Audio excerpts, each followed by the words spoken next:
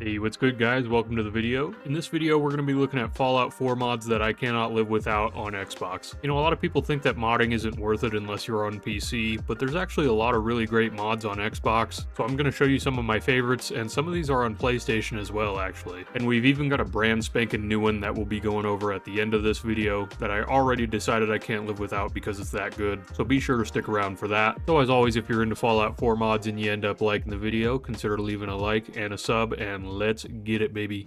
Okay, the first mod of the day is Edmond's Power Armor Backpacks by Edmond Noir. This mod is available on PC for 7 megabytes and Xbox for 1 megabyte. This mod adds side pouches and backpacks to the base game power armors, allowing for an immersive way to increase carry weight for your power armor and look really cool while you're doing it. You'll find the new modifications on the torso section, and they don't take up any other slots, so you can still have your other modifications.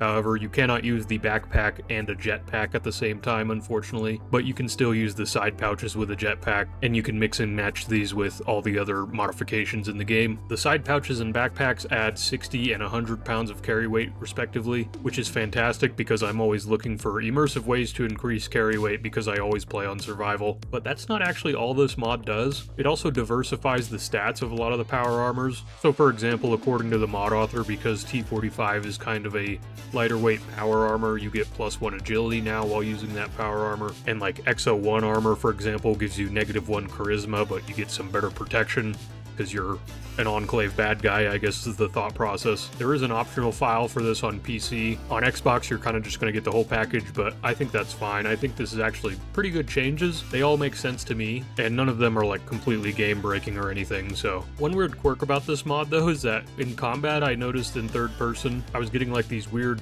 polygon patterns on my backpacks. It seems to be some type of texture glitch. I don't know if that's with the mod or it's a me problem with my load order, but low-key it kind of looks cool. It's kind of like camouflage, so I don't know. Not a big deal. But yeah, this is one of my favorite mods. I usually never play without it, and I think you should give it a shot. Okay, next up we have Tuesday's Fallout 76 Watchtowers Redux by Tuesday. This mod is available on PC and Xbox for less than a megabyte. This mod very simply is going to add the watchtowers that we see in Fallout 76 around the Commonwealth. I don't remember exactly how many of them there are. I think there's like 8 to 10, but you'll stumble upon these as you're exploring, and you can climb up, and sometimes they have loot or a bed, which is nice for survival mode. And this is just one of my favorite mods. I don't really know what it is about it, but if I don't have it installed, it feels like there's something missing. And especially in survival mode, these are like a really good spot to set up camp for the night if you're using a camping mod. And I just really like what this adds to the exploration aspect of the game. Also, the best part to me is that you can build these at your settlement. You can find it in the wood prefab section, and it comes unfurnished, so you can build whatever you want in it. One of my favorite things to do is to put my settlement recruitment beacon on top of the Watchtower. I just really like the aesthetic. It's one of my go-to settlement building strats, so overall this is a fantastic mod, and for less than a megabyte you can't go wrong. Next up we have Advanced Perks by Moogrim. This mod is available on PC, Xbox, and PlayStation for less than a megabyte. This mod adds an extra high-level tier perk to 55 of the perks in the game, as well as very slightly changes some of the vanilla perks, and overall this is just my favorite perk overhaul on Xbox. It's very simple and lightweight, and it just spices things up, especially in the late game. I'll read off a couple of the perks for you. So Iron Fist now has another rank that requires level 52. Punching attacks now do double damage, and the action point cost of punching weapon attacks in VATS is reduced by 50%. E-Water Friend. Commando has an extra rank that requires level 56. Your automatic weapons now do 60% more damage and have drastically increased hip-fire accuracy. Get in there, soldier. And then Pain Train's extra rank requires level 60, while in Power Armor you gain +3 strength, and sprinting costs 50% fewer action points.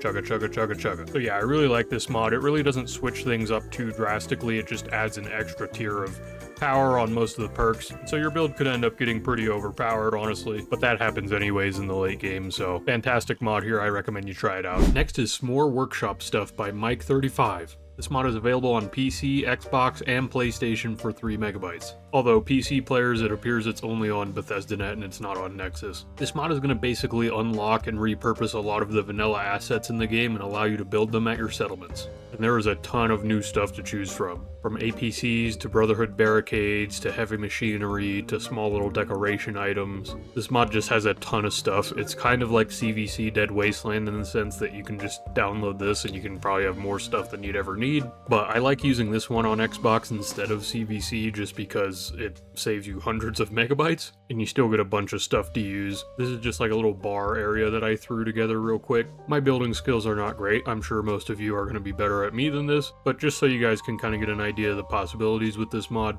If you're into settlement building and you're on Xbox or PlayStation for that matter, this is probably going to be your go-to. Like I said, it's only 3 megabytes, so this is a pretty easy download. The only downside of this mod is the majority of the items are just aesthetic items. They're not really providing any actual function to your settlement, but that's okay. This is still an amazing mod, and it goes in my Xbox load order every time. Moving on, we have Dax Assault Rifle Replacer Redux by Degenerate Dak. This mod is available on PC for 52 megabytes and Xbox for 13 megabytes. This is a very simple mod that replaces the vanilla assault rifle with this new, way better looking version. I really do not like the assault rifle in vanilla Fallout 4. I know it's supposed to be a big weapon meant for power armor. I don't know. I still don't like it. I definitely prefer the way it looks in this mod. And it's really great model and texture work. I especially like the little Made in America on the side here. That's pretty cool. But you can also pair this with Assault Rifle Reanimated by Esteva 2103, which will replace the reload animations in first and third person with this really super clean animation that just looks and sounds great. So if you pair these two mods together, the weapon is completely different and way better in my opinion. I never play without these two mods because they are fantastic.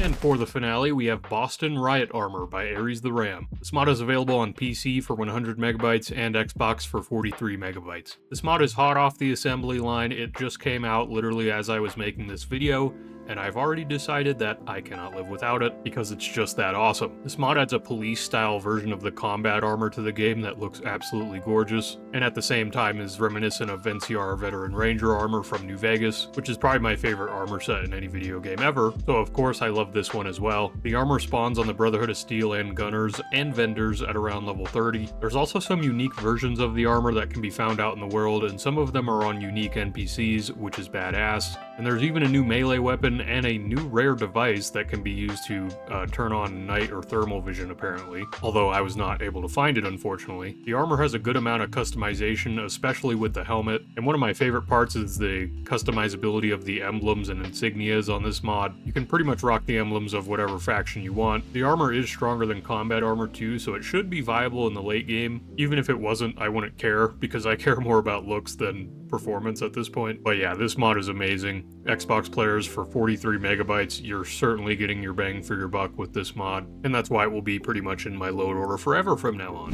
So that was a handful of mods that I can't live without on Xbox. Let me know what you guys think in the comments. Let me know what are some of your favorite mods on console. I'm always in the business for finding new mods, and if you're looking for more Fallout 4 mods, be sure to check out this video right here.